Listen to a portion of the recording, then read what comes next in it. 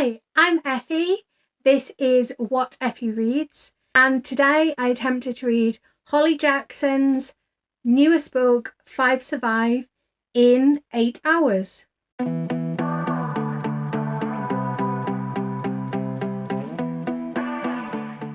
So, Holly Jackson is the author of the Good Girls Guide to Murder series, which I absolutely adored. I thought it was utterly brilliant. I really enjoyed all 3 books. I know the third one was a bit polarizing as it got a little strange, but I really loved the series and was so excited when I found out at Yalk that Holly Jackson was going to have a new book out. So I was very excited to read 5 Survive.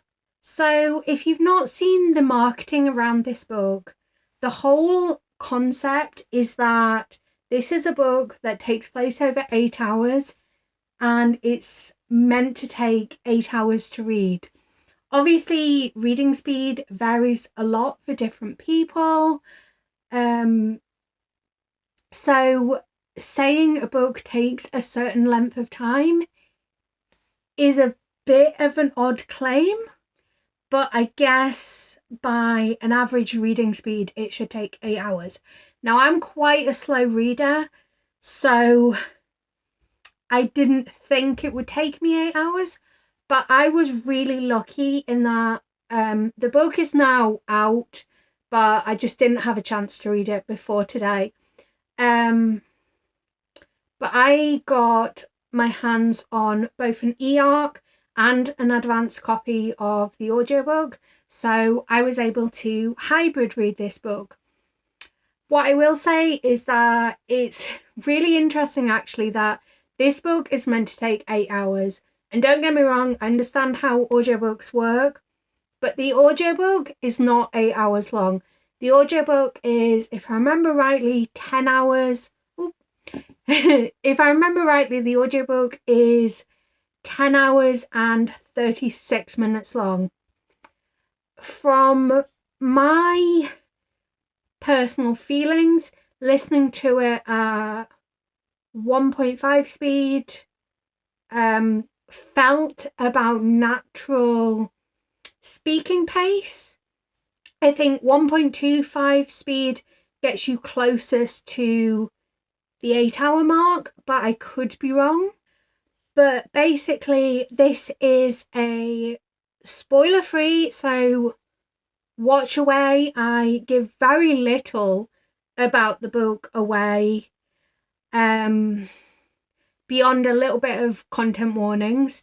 So this is a spoiler free vlog about how I got on with it, how I found the reading a book that takes place over 8 hours in 8 hours.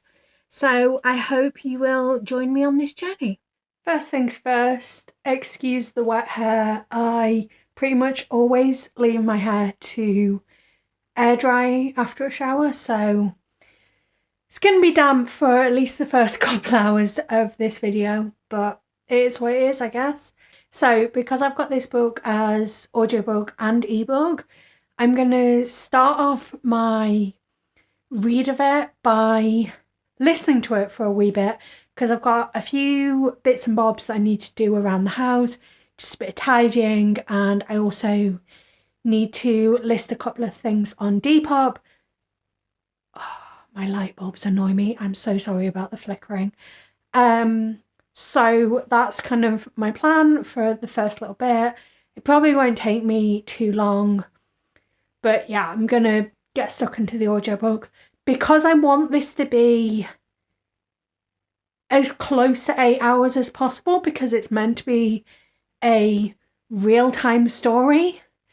I'm probably gonna try listening to it on 1.5 speed because I think that makes it as close to 8 hours as you can get. I think 1.25 gets you a bit closer, but 1.5 gives me a bit of space to have breaks if I need to during the day, but still keep to within 8 hours.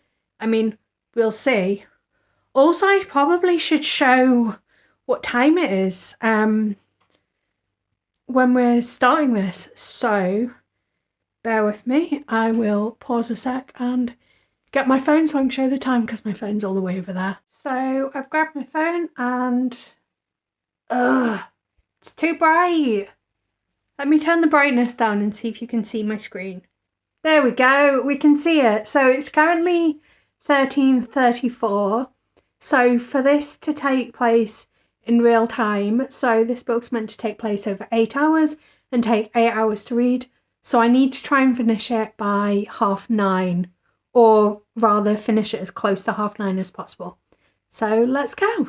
I'm about an hour into the story so far, and I think I'm seeing a flaw in a story being theoretically real time, because what's happening is we're getting a lot of time spent on descriptions of fairly meaningless stuff. Like, we've had long descriptions about changing a tire, we've had descriptions about people urinating. It's just a bit dry. I mean, I do think that this way that it's written is going to do a really good job of building tension. But so far in this first hour, all that's happened is that our characters are stopped in the middle of nowhere with a burst tire, and not much else has happened. So it's a lot of quite whiny characters, but I still remain optimistic that it's gonna get more interesting as it progresses. As I say, I'm only an hour into it after all. So the bits and bobs that I needed doing ended up taking way longer than I'd originally thought. It's now 2 hours, 3 hours into the book. I can't even remember. Did I start at 1:30? I think I started at 1:30, which means I'm 3 hours into the book. And it's definitely more interesting because it's like you're slap bang in the middle of all of the action. But I think my issue is I'm not vibing with the characters. And at this point in my journey, I'm thinking I wouldn't recommend this book to people that like A Good Girl's Guide to Murder. I don't know who I'd quite recommend it to. Possibly, I know No Exit was quite popular by Taylor Adams.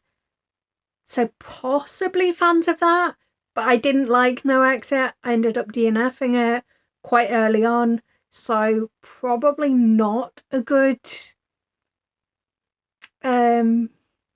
indication, but I'm sticking with this. I mean, ultimately, it's only 8 hours and I have got a free day.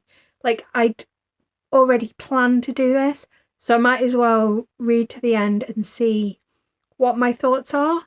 But at the moment, unfortunately, it's very meh. It's now 5:30 and my lights are still being a pest, but I'm technically meant to be at the halfway point. I'm not quite there, but I'm only off by a little bit. I'm finding it interesting enough. It's not wowing me, but one thing I will note is that this book deals quite heavily with grief. It's discussing people that have died before the events of the book and kind of the regrets that go with that grief. So I will say, major trigger warning for that, because it's intense. But I think beyond that, the only other thing that I'm kind of picking up on is that it seems like Red, who is the character you're primarily following in this story, has some kind of neurodivergence. I'm not sure what it is, or if it's just that I'm reading neurodivergence into it. But something about her thought processes don't feel, I hate it, I hate the word, but don't feel neurotypical. So yeah, but I'm gonna crack back in. Like I say, I'm a little before the halfway point, but I suspect I will catch up as long as I don't take too many breaks before 9:30. Well, between now and 9:30 rather. It's only 10 minutes later, but I've reached 2 a.m. in the book, which theoretically should be the halfway mark because the book starts at 10 a.m. and it's meant to be 8 hours. So, no, sorry, it starts at 10 p.m. So obviously 4 hours in should be the halfway point, but it's not, which is really weird. And makes me unreasonably annoyed because if this is meant to be a real-time story, it should be at the halfway mark. So annoying. I've gotten to 3 a.m. in the book, which I think means I'm caught up on time because it's about 6:30 now. Yeah, that sounds about right. It's okay. I think the thing is, this is a very middle of the road book for me, unfortunately. What I will say though is I admire how much range Holly Jackson's got because this book is so unlike A Good Girl's Guide to Murder. And I'm starting to think as well that the story isn't really about the sniper. It's about grief, which is an interesting take, but I'm not mad at it. It's just a bit of a surprise. And really, I don't really have that much more to say at the moment. Like, it's okay. It's filling some time. The way I'm feeling right now, I can't imagine wanting to read it again in the future. But like, I'm not super hating it, but I'm definitely not loving it. It's definitely not A Good Girl's Guide to Murder.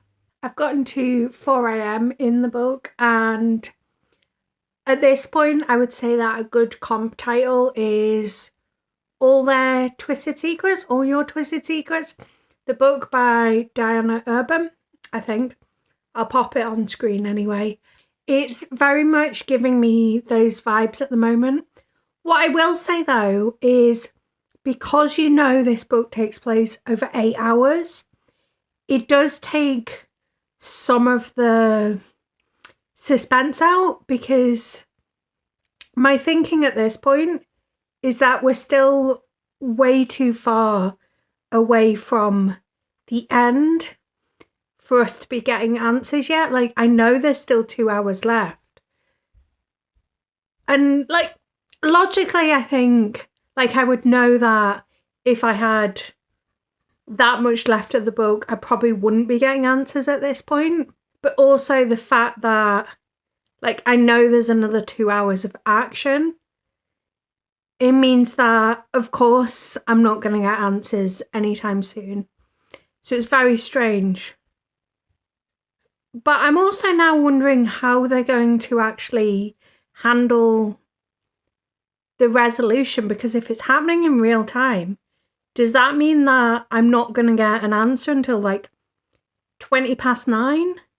I mean, I've slightly sped up the audiobook because I think I might need to take a couple of breaks for eating and toilet and whatnot. So I'm a little bit ahead of schedule now. And also I wanted to give myself plenty of time to be able to do updates and hopefully stick to the 8-hour window. But assuming my pacing ends up being that I finish the book at 9:30, am I not going to get an answer till 9:20? I mean, this is all stuff that usually happens with a book. Like, you don't usually get an answer until that point. But it just raises a lot of questions because it's doing something that I haven't seen a book do before. So I've reached 5 a.m, so we're about to go into what should be the last hour of the book. I think it'll be very interesting if it's actually like 8 hours and 3 minutes or something like that, so that it doesn't actually end at 6 o'clock. If that's the case, I won't say. I've been trying to keep this video relatively spoiler free because as much as this book isn't for me, it definitely has an audience and I've been seeing a lot of hype about it. I don't think I really read the blurb before picking up this book. I knew it was stranded in the middle of nowhere with an active shooter kind of story, but I'm not sure if the blurb has something like 6 people are stranded in the middle of nowhere and only 5 survive. But that's what my brain's thinking is the title, and it makes sense to me. And I'm like, right, well, I know which one person I don't want to survive, and it's the one person throughout that really don't want to survive, but also fine well that that person is not going to be the one that doesn't survive. I think I'm starting to feel the way I did in the first couple hours of this book, in that the pacing just feels off. I definitely think that a little bit too much attention has been spent on making this book 8 hours long, at the detriment of slowing down the pace and kind of seeping the tension out. I don't think I'm disliking it. It just isn't wowing me, which is a shame. But let's see how this last hour goes, I suppose. I finished it. It took me slightly longer than 8 hours because I got an email saying that a book I ordered earlier in the week my order had been cancelled without any explanation. So I was furiously trying to find another copy. I didn't succeed, but I think I found a substitute, so I'll take that. But anyway, because of that, I ended up having to pause my reading and sort that out. But yeah, finished it. The last hour was by far the best bit of the book. I really, really enjoyed the final hour. It's just unfortunate that the 7 hours that came before that weren't great. What I will say is it doesn't feel like it's been 8.5 hours that I've spent reading this book, but at the same time it has kind of felt like it's dragged. Sorry for this somewhat abrupt change of location. I decided to come through at the library where my tripod is so that I could not sit with my arm outstretched to give my final thoughts. So, I guess first thing is, what did I think of it? And I think the thing is that in the excitement of this interesting gimmick where it's a real-time book, it takes 8 hours to read and it takes place over 8 hours, I kind of forgot that the concept of this book didn't sound like something that was going to interest me. The fact that it's a very kind of almost claustrophobic situation, and they're stuck in the middle of nowhere. It just isn't the kind of concept that appealed to me. But what I will say is that in terms of that aspect of it, I didn't mind it. The thing is that what I usually don't like about such a close group of people is that your suspect list in a thriller is so small that it takes some of the enjoyment out. If you've only got 6 characters and you know it's one of the 6, it takes a lot away from the story. But the whole thing is that you've got this sniper, so you've got a 7th character, and then it's a lot of secrets coming out. So that aspect was interesting enough. But then I don't know if it's positive or negative, but very much like the secrets weren't massively guessable. Like some of them you probably could have like joined the dots, and there was at least one where like I picked up on the breadcrumb after it had been revealed. I was like, oh, I remember that being mentioned. That was a really clever breadcrumb. But like not being able to guess the secrets takes some of the enjoyment out, but also it's really good that like as a reader you're being surprised by what is being laid down in front of you. So I'm kind of on the fence about that. I do think the pacing fell off. Like maybe it's just the way it's been marketed and maybe it wasn't deliberately written this way, but the fact that it takes 8 hours, which I think I've said multiple times in this video, means that the pacing just felt not quite right. Like it felt like a lot of time was spent on things that I feel like would normally be edited out. And then we get to the final chapter, not final chapter rather, and then we get to the final hour of the book, which was mwah, chef's kiss. So good. So many twists and turns. And it was like, once you thought everything had been revealed, it was like, bang, another twist and turn. And I really appreciated that. I really enjoyed the final chapter. It's hour. I really enjoyed the final hour. I think what I would say on that aspect is that if I was just judging the final hour of the book, I would give it 5 stars. But obviously, the other 7 hours does build towards it. And it wouldn't have the same impact if it was just a singular hour.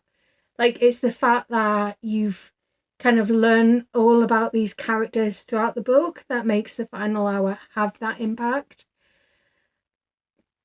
As in terms of final rating, I think it's just going to come as like a 3, like straight down the middle. Like it didn't wow me particularly. There were times when it bored me, there were times when it excited me. It was just very middle of the road. But that's not to say that I wouldn't recommend it. I think this is a book that's likely to be polarizing because it's going to appeal to very specific things. Like it's going to appeal to if you like an isolated story. It's going to appeal to the same kind of readers that liked All Your Twisted Secrets. Is that what the book's called? I don't know. It'll be on the screen again. It's going to appeal to the people that enjoyed No Exit.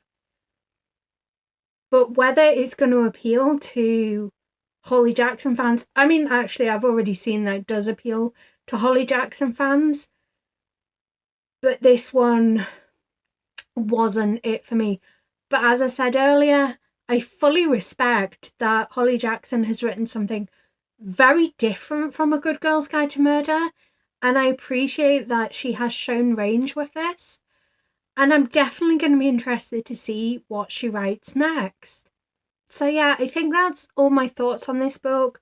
Please let me know in the comments if you've read this book and what you thought. Or if you haven't read this book, if you think you're likely to pick it up, because I would be interested to hear other people's thoughts on this book. Because I don't think it is an easy one where you can say it's a good book or a bad book, because it is quite niche tastes in some ways. But that's all for now. So until next time, love you. Bye. There's